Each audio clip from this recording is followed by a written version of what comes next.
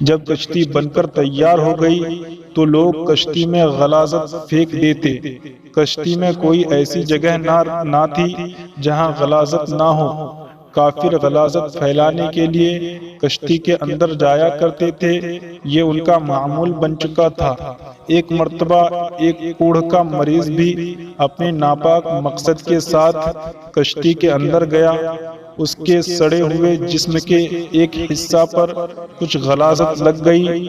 کچھ دیر بعد اس نے دیکھا کہ جہاں غلاظت لگی تھی وہ حصہ اچھا ہو گیا۔ اب اسے حیرت ہوئی کہ یہ کیا ماجرا ہے، آخر غلاظت سے کس طرح شفا ہو سکتی ہے۔ پھر وہ کشتی کے اندر داخل ہوا اور غلاظت پوری طرح سارے جسم پر مل لیا تو دیکھا کہ وہ بالکل تندرست ہو گیا۔ یہ بات کوڑھ کے مریضوں کے اندر پھیل گئی تو سب نے کشتی کے اندر داخل ہو کر غلاظت ملنا شروع کر دیا۔ اس طرح پوری کشتی پاک صاف ہو گئی۔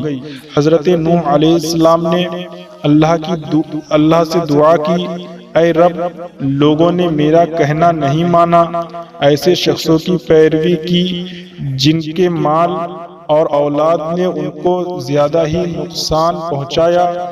ان کافروں میں سے زمین پر ایک باشندہ بھی مت چھوڑ، اگر آپ ان کو روئے زمین پر رہنے دیں گے ان کی اولاد بھی کافر ہی ہوگی۔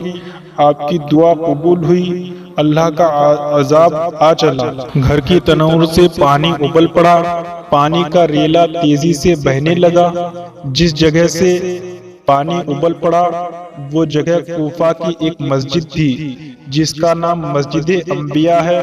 دوسری طرف آسمان پر خوفناک سیاہ بادل چھانے لگے۔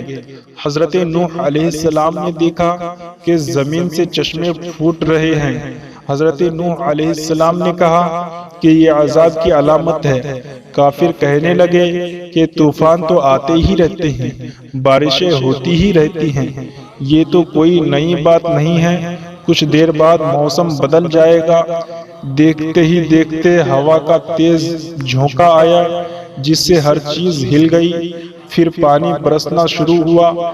بارش میں اتنی شدت تھی جیسے کہ آسمان نے اپنے تمام دروازے کھول دیے ہوں۔ حضرت نوح علیہ السلام نے ایمان والوں سے کہا کہ کشتی میں سوار ہو جاؤ۔ اللہ نے فرمایا کہ ہر قسم کے جانوروں کا جوڑا بھی کشتی میں سوار کر لو۔ حضرت نوح علیہ السلام نے اللہ کے حکم کی تعمیل کی، ہر جانور کا جوڑا سوار کر لیا گیا۔ کشتی میں ایک علیحدہ جگہ پر سب جانوروں کو بند کر دیا گیا۔ طوفان چلنے لگا، بارش سے ندی نالے اور زمین پر پانی بھر گیا۔ پھر زمین کے ہر حصہ میں پانی بہنے لگا۔ اب حضرت نوح علیہ السلام کا جہاز تیرنے لگا۔ پانی اونچا ہو رہا تھا کہ حضرت نوح علیہ السلام کی نظر جب بیٹے پر پڑی تو آواز لگانے لگے، بیٹا اب اس کشتی میں سوار ہو جاؤ، تمہاری جان بچ جائے گی، اب کافروں کا ساتھ چھوڑ دو۔ تو بیٹے نے جواب دیا کہ میں پہاڑ کی اونچی چوٹی پر چڑھ جاؤں گا، پانی وہاں تک نہیں پہنچے گا۔ تب حضرت نوح علیہ السلام نے اللہ سے اپنے بیٹے کے بارے میں سفارش کی کہ میرا بیٹا ڈوب رہا ہے، یہ تو میرے ہی خاندان کا ہے، تیرا وعدہ سچا ہے۔ اللہ نے فرمایا کہ وہ تیرے خاندان والوں میں سے نہیں ہے، تیرے گھر والے تو وہ ہیں جو تجھ پر ایمان لائے ہیں۔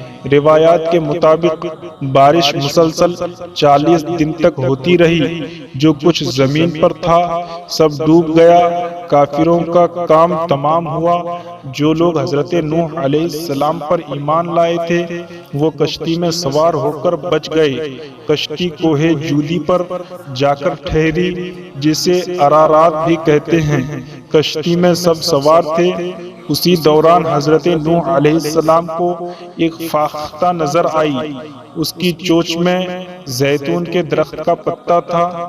یہ امن و سکون کی علامت تھی، یعنی پانی اتر چکا ہے۔ کوہ جودی یا ارارات مشرقی ترکی میں ہے۔